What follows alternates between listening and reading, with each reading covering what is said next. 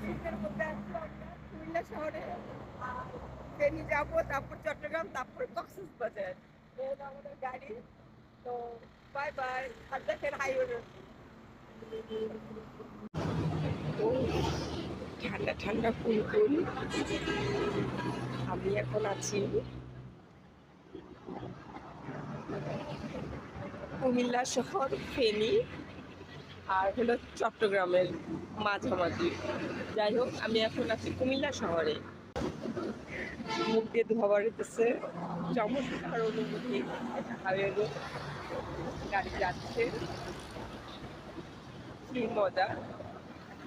ফিলি আলাদা, ফিলি আলাদা। ওয়াও, ঠান্ডা।